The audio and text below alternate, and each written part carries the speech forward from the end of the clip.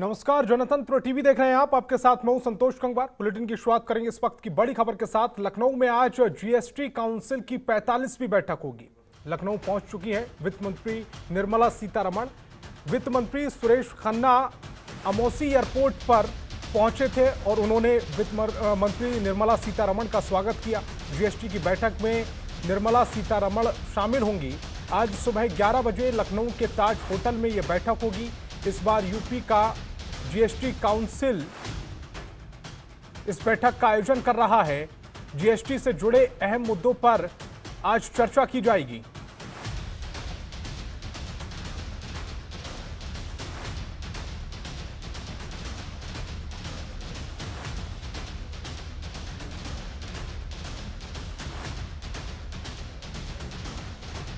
तो GST council की 45वीं बैठक आज उत्तर प्रदेश की राजधानी लखनऊ में हो रही है। सुबह 11 बजे से यह बैठक आयोजित की जाएगी। वित्त मंत्री निर्मला सीतारमण इसकी अध्यक्षता करेंगी।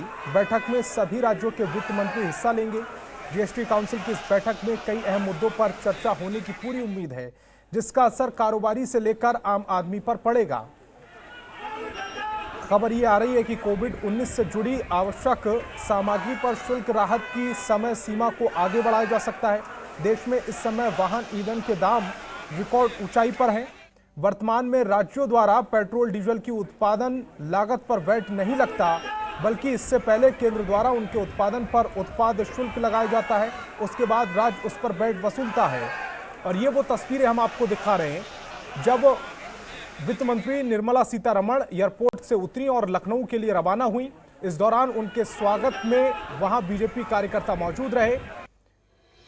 तो जीएसटी काउंसिल की 45वीं बैठक में क्या कुछ महत्वपूर्ण है, वो ग्राफिक्स के जरिए आपको समझाने की कोशिश करते हैं। 4 दर्जन वस्तुओं पर टैक्स की दरों की समीक्षा की जाएगी। जीएसटी के दायरे में पेट्रोल, डीजल और प्राकृतिक गैस लाने की कोशिशें की जाएंगी।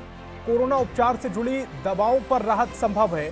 केंद्रीय वित्त राज्य मंत्री पंकज चौधरी भी इस बैठक में शामिल हो रहे हैं। सभी राज्यों की ओर से जीएसटी काउंसिल के सदस्य इस बैठक में शामिल होंगे। बायोडीजल पर जीएसटी की दर घटाकर 5% करने पर विचार हो सकता है।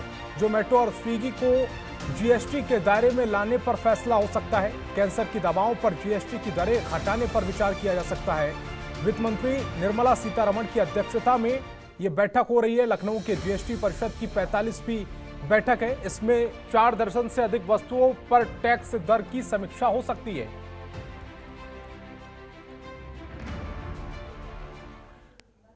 और मेरे सहयोगी सतीश संगम मेरे साथ ज्यादा जानकारी के साथ जुड़ रहे हैं। सतीश जी, 11 बजे यह बैठक होगी और वित्त मंत्री निर्मला सीतारमण लखनऊ पहुंच चुकी हैं। इस बैठक में कहा जा रहा है कि पेट्रोल डीजल के जो दाव है उनको जीएसटी के अंदर लाया जा सकता है। एक तो बड़ी खबर यह है। इसके अलावा दूसरी बड़ी खबर यह है कि कोविड-19 की कुछ ऐसी दवाएं जिन्हें टैक्स में छूट दी जा सकती है, उसकी टैक्स की छूट को 31 दिसंबर तक बढ़ाया जा सकता है। इसके अलावा कोई बड़ी खबर आपके पास? संतोष, बिल्कुल। ये जो आज जीएसटी काउंसिल की जो 45वीं बैठक है वित्त मंत्री सीतारमण की अध्यक्षता में, ये एक तरह से अहम है। इसमें अगर मुख्य बिंदु पर अगर हम नज़र डालें तो इसमें कोविड को जो दवाइयां हैं, जो वस्तुएं हैं उस पर, और एक इसके साथ ही जो पेट्रोल डीजल की महंगाई चरम पे है, इस बिंदुओं पर चर्चा होगी। इसके अलावा 4 दर्जन से अधिक वस्तुएं हैं जिसको जीएसटी के दायरे में लाया जाएगा। ये जो बैठक आज 45वीं जो बैठक हुई है, एक केरल हाई कोर्ट के बाद एक तरह से जो डीजल पेट्रोल को लेकर जीएसटी के दायरे में कहने की बात की गई थी, उसको लेकर कहीं न कहीं ये फैसला लिया गया है। अगर हम बात करें इस बैठक की, तो इसमें प्रदेश के जो मुख्यमंत्री या डिप्टी सीएम होंगे, इसके साथ ही जो जीएसटी काउंसिल के जो सदस्य बनाए गए वो लोग इसमें शामिल होंगे। अगर हम बात इस पर डालें तो लगातार विपक्ष इस बात को उठाता रहा है अपने मुद्दे में कि अलग अलग जो राज्य हैं या केंद्र की जो सरकार है लगातार पेट्रोल डीजल को एक तरह से महंगाई किया है, इससे जनता पर बोझ पड़ रहा है।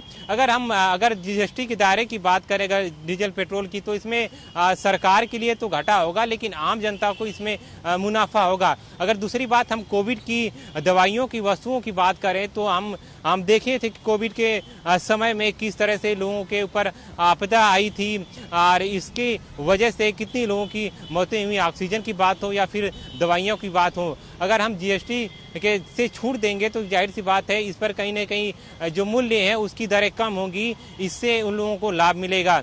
अगर देखें तमाम चीज़ों को तो इसमें एक तरह से जो प्रदेश सरकार हैं उनके जो अनुयायी हैं जो जीएसटी काउंसिल के सदस्य बनाए गए हैं उनसे सहमति जताई जाएगी। इसके बाद ही इस पर निर्णय लिया जाएगा कि आने वाले समय में क्या किया जा सकता है। जी सतीश, 1 जुलाई 2017 को जीएसटी लागू की गई थी, तब से जीएसटी लगातार चल रही है और तब से ही ये मांग हो रही है कि पेट्रोल, डीजल और जो प्राकृतिक गैस है उसको जीएसटी के अंदर लाया जाए। हालांकि केंद्र सरकार की इसकी मंशा कभी रही नहीं है, लेकिन चूंकि यूपी विधानसभा चुनाव बहुत सिर पर है और लखनऊ में ये बैठक का आयोजन हो रहा है, तो क्या इस वजह से पेट्रोल डीजल को जीएसटी में लाने की जो कवायद है वो तेज हो गई है?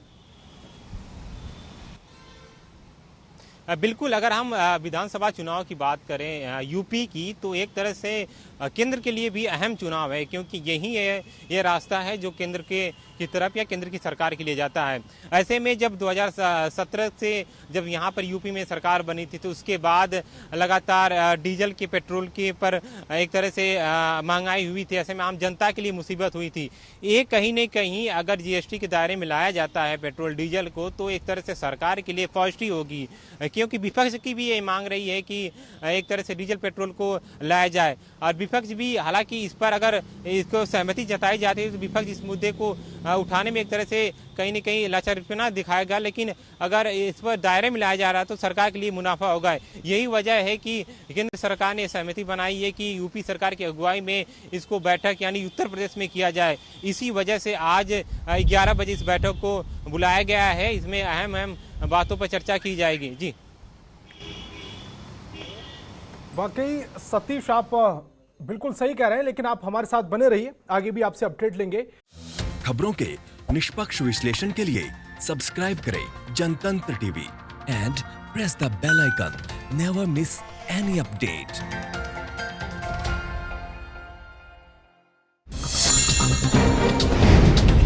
डाउनलोड कीजिए जनतंत्र टीवी ऐप को, जो कि अवेलेबल है गूगल प्ले और ऐप स्टोर पर। अधिक जानकारी के लिए अभी डाउनलोड करें।